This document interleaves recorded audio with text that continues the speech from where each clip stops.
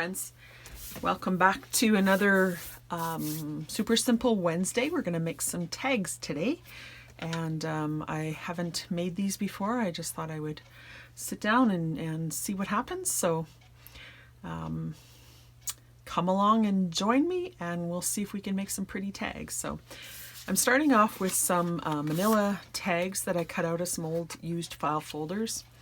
I actually used my Cricut to cut them out. They're the size of a number 8 Tim Holtz tag.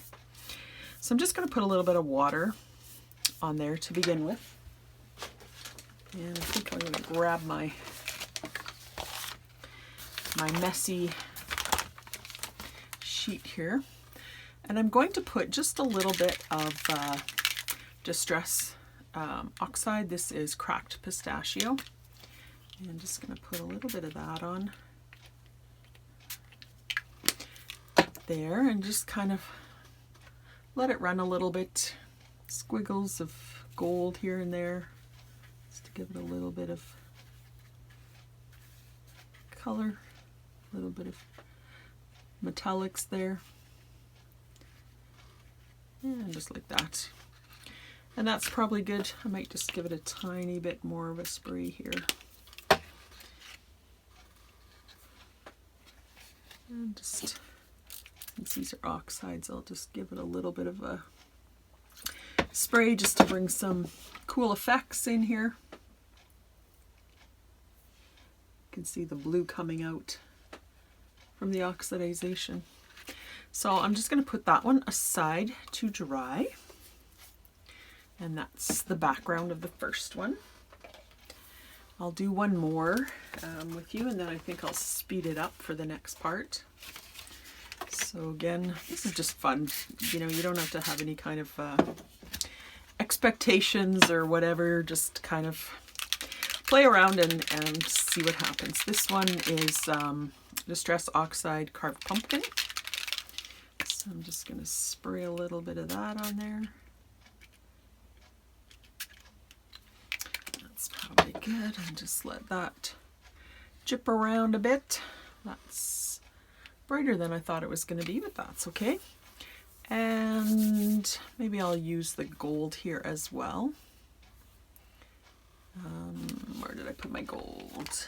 Is this gold? Yes. This is my gold. So again, I'm just going to dip my paintbrush in there and just do a little, you know, almost kind of marbly looking. Kind of interacts a little bit with the distress there and makes some neat effects. I just want a little bit of background color, not necessarily super dark. This one is going to be maybe a little darker than I thought, but that's okay. I think it will work fine. And I'm just going to put a little bit of water on there just to oxidize the colors a little bit and get some different colors going on there.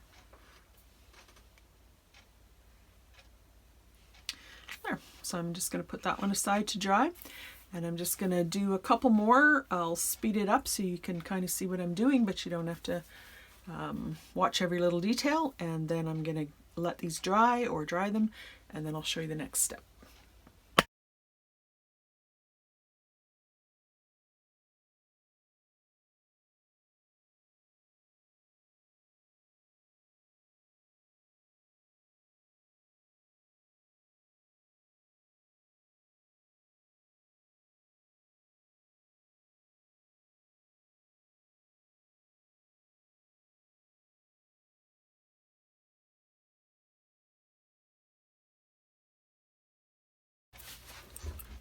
Okay, my backgrounds are mostly dry, and I'm going to put the next layer on. So this summer, I went out one day when all the flowers were blooming and picked a bunch of different flowers, leaves, different things, and put them in a dryer that I made. I made this some years ago. I just cut out a couple of pieces of board and put some screws in the side, and then I put these wing nuts on and tightened it really tight, and I put several layers of flowers in there, and I just put some paper in between them just to absorb the moisture, and this is full of summer goodness now. So I picked out a few things here that I wanted to just try. So here's the first one. And what I'm going to do, because these are quite fragile, is if you watched me a couple of weeks ago, I took, we were working with napkins on tags, and I said save the white part, and this is the white part that I'm going to put over top of here, collage, and then it's going to be sealed in. So let's see how we're going to get this to work. This is a lot more delicate, and these, this one especially, the petals are just falling off, so we'll see how that works. I just want to get a little bit on here so that I can get this on and stick it on. That looked like it worked well. And then I'll put another layer here, just really gently.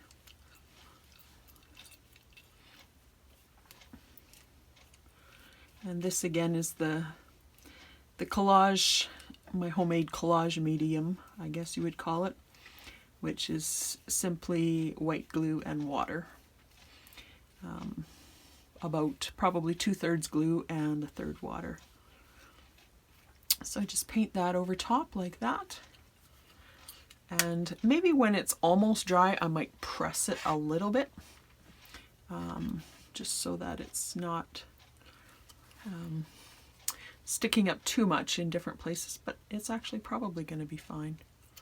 Just to get some of those bubbles out though. I just don't want to mess with it too much while it's really dry or really wet. And I also stuck in just a die cut butterfly there for a little bit of interest.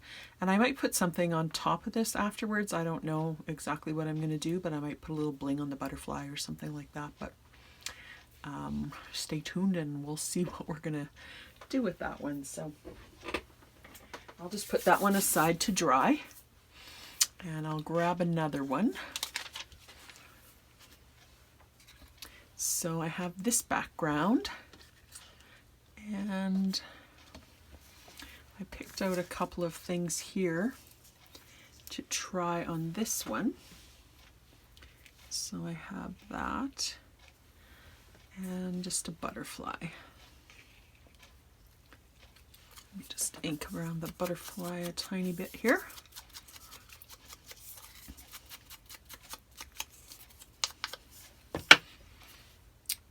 And just stick that there. And then I have some more pieces of napkin here.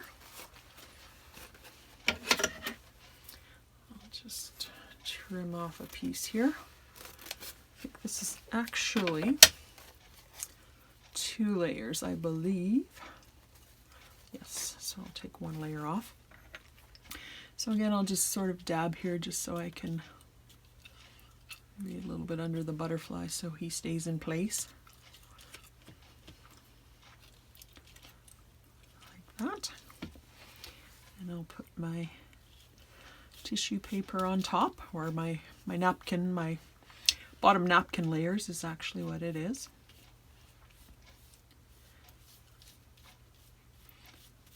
And put another coat of my collage medium on top, or my glue and water. Just kind of patting it. You don't want to be too rough with this. Those dried flowers are quite delicate, so there, just like that. And then again, I'm just going to put this one aside to dry. So I'm going to do a couple more. I'll just speed through this part so you don't have to watch every little step. But hopefully you're inspired to try this. I think it's really fun.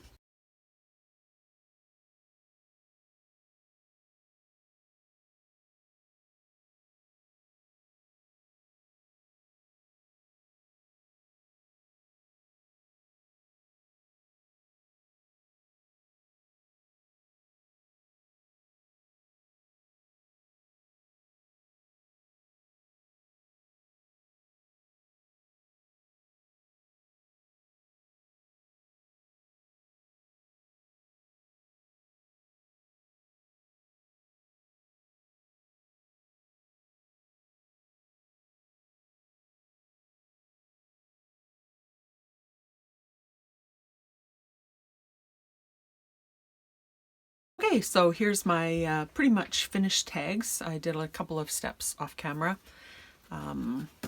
I finished off the, well, I dried them, and then the napkins were not as translucent that as I would have liked.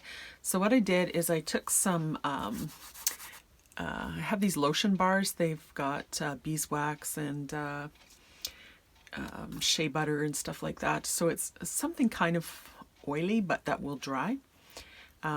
Probably beeswax itself would work, but yeah, I mean, you could try different things if you're in that position. Probably Tim Holtz has something that works for that too. But so I rubbed that in here, and it made it a little bit more translucent again. And then I dried it with the heat gun so that it's not sticky or anything anymore.